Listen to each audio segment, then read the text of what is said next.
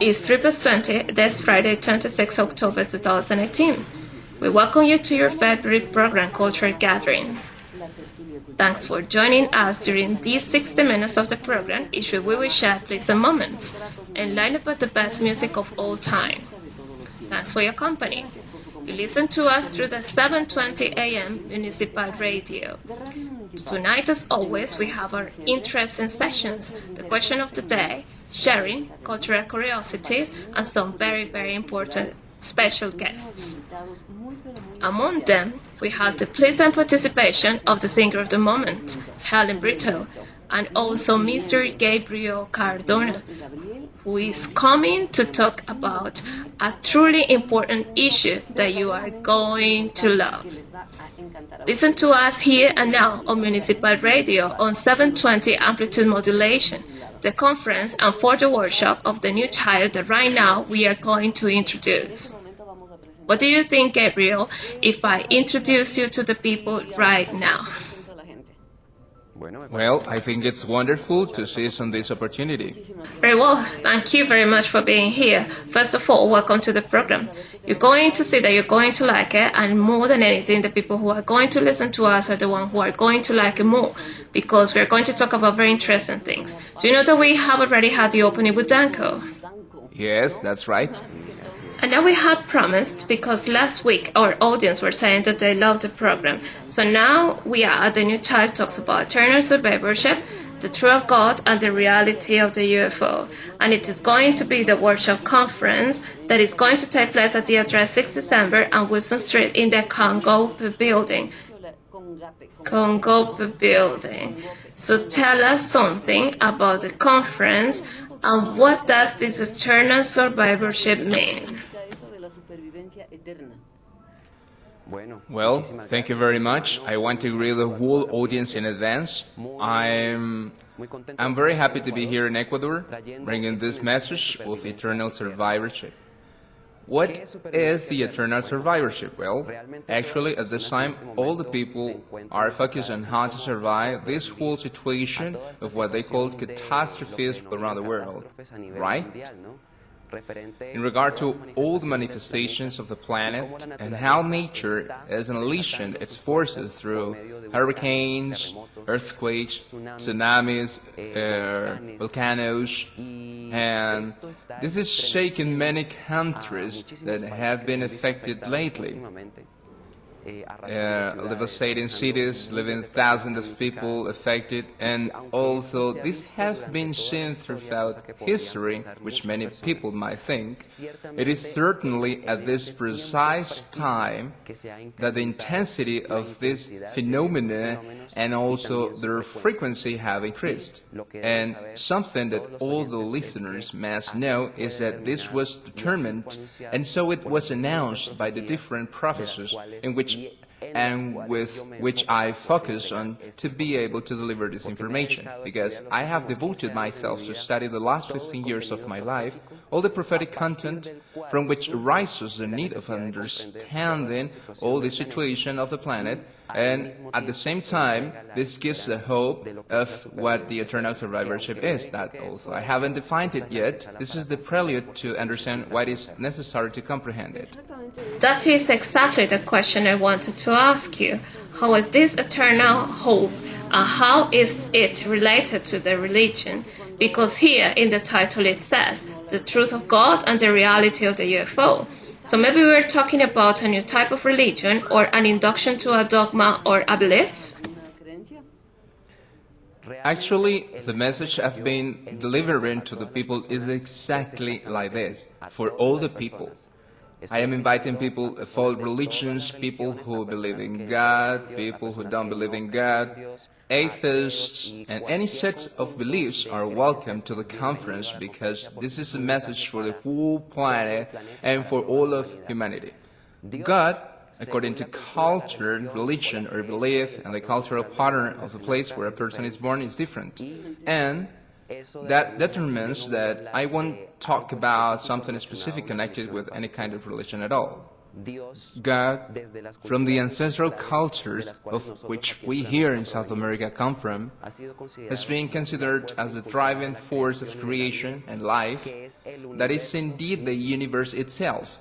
So simple. It is the universal idea that here is called God, but it is indeed the creative force of all life that exists not only on the planet but also in the total universe. That is the reality of God, or the truth of God, that I must teach. How is this related to the UFOs? That is the question I was expecting you to ask me. Because in fact, and maybe in the minds of those who are listening now and people in general, there is no relationship between what God and the UFO is. Because God is often related with religions, factor which I've just clarified that my message is not centered on any religion, and the UFO is related to the prophecy of which I spoke to you previously about this topic. Because the truth of God, the one I come to speak about now in Ecuador and soon in many countries of Latin America and in the world, was brought from the stars. It's not from here.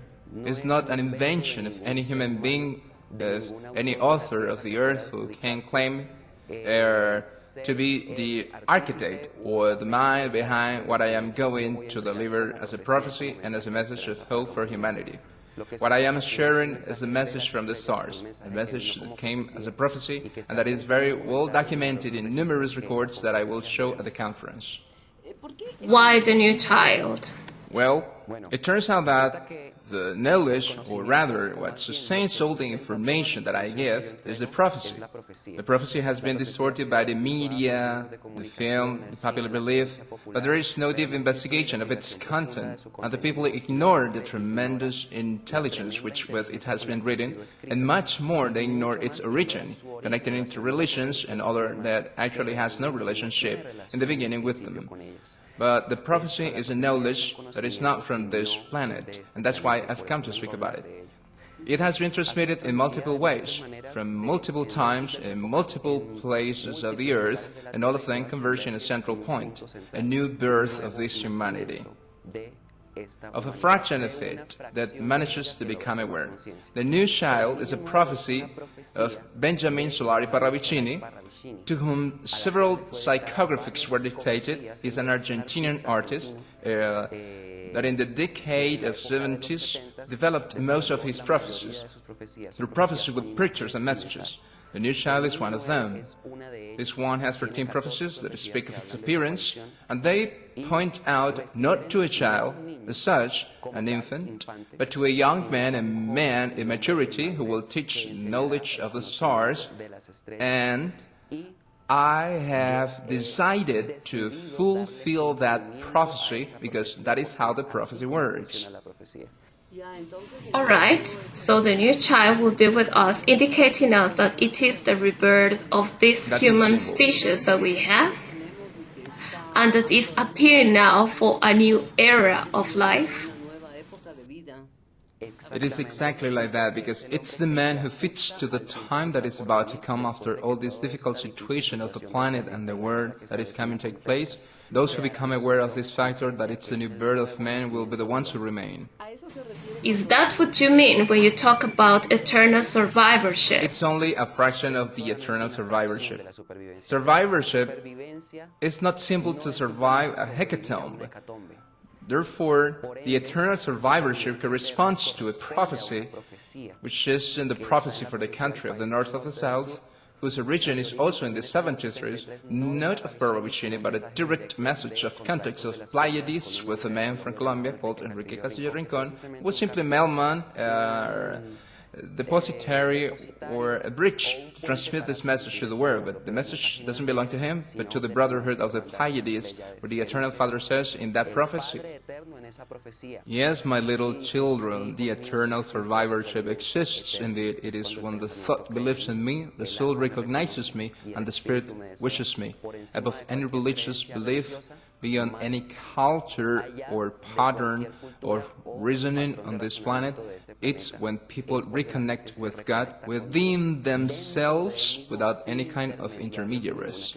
Clearly, we would be talking about that then zero icon, zero images, zero stand. They don't exist, they're not necessary. Look, besides one thing, aren't we talking a little bit about karma when we are talking about eternal survivorship, that we are reborn every time in order to pay for faults that we have left pending? Are we talking about that then when we say eternal survivorship? Because in the Buddhism, for example, the essence of Buddhism, the law of cause and effect that attracts us, a karma or the dharma. Well, that's a wonderful question. It has to do with the survivorship, but not from the Buddhism or Hinduism or many beliefs that manages it. The spirit itself is in reality subject to a law. If I release energy against a similar, that energy will certainly come back to me sooner or later in some way. For me to learn of the pain generated, and thus it doesn't happen anymore, the fact that I have this kind of conduct, because that factor forces the law, and the law doesn't exist for that. The law is all what determines the existence of life, and it's not ready for man to violate it, and yet all what he does continuously is to violate it. The eternal survivorship determines that the immortality is not of the flesh, but of the spirit. It means that I will have a transcendence long not after war or after planetary decline, but my spirit will be able to transcend thereafter towards a development in 7 days of creation, that is the knowledge of which I'll speak in the workshop after the conference. Alright, one thing, Gabriel. Many prophecies have existed along the world. As Nostradamus has come, Joyce, well, names that I can't remember right now, but they have happened, and some have been fulfilled, and some others haven't. And about the end of the world, there has been too many prophecies that in the year 2000 the world ends.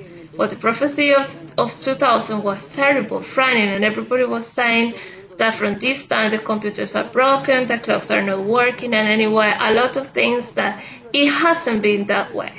It is to say, what can it tell us now that it is close? Definitely. This that we would know as the end of the world, which are the signs. Well, it's precisely the prophecy, the one that makes the reference to the Y2K, or the year 2000, was not really considered within any prophecy. It was rather a rumor concerning to the possible decline of technology from the year 2000 onwards, for not having a configuration that counted the time from then on. But it was not considered in any prophecy. The central and mother prophecy that rules, in which all the other ones converge, is the apocalypse. There is very taken into account within the religiosity, but as I said since my introduction, this message is completely open and above the religions that have been awarded the prophecies around to instill fear to the people. The signs are determined by the symbols that are in the prophecies, and at this moment they can be palpable with what is determined within a false prophet who announces the arrival of an Antichrist. An Antichrist who is about to introduce himself, that announces himself under a sign that points out the 666, which is a man number according to the Apocalypse. We already have a man, advisor of the President of the United States, who has just bought a building for $1,800 million, which is the 666 of the Fifth Avenue of New York. And those signs may indicate coincidence or may indicate to the connoisseurs of prophecy fulfillment. At this very moment we have certain signs determined inside Atlas break his knees in the prophecy of 9 times, and the planetary axis is changing. That is what Atlas break his knees comes to mean. You said that the planetary axis is changing, and remember that some people talked about this new planet Hercolibus or Nibiru that some prophecies talk about. So does this have to do with these changes of poles and all of this, and more than anything with the end of this time at this epoch or current era? Let's say in this way, the planet is influenced by the forces exerted by the other planets and the sun on it, and all the stars of the galaxy that exerts on it. The prophecy of the change of the planetary axis determines these forces and that turn the planet towards the verticalization of its axis. That will cause the huge waves which were on the side of the planet to move to the other side. That submerged land submerged and those on the surface are submerged. And that may sound catastrophic, but it is the renaissance of a humanity that must remain beyond the system that is determined or destined to perish. As I think, or I'm sure that as many of you, including those running in this study, have realized, that if the system as such continues like this, tends to disappear. Undoubtedly, a world war is coming, and that's another factor that we must have in mind. It is imminent. It's not just because this is something of sensationalism.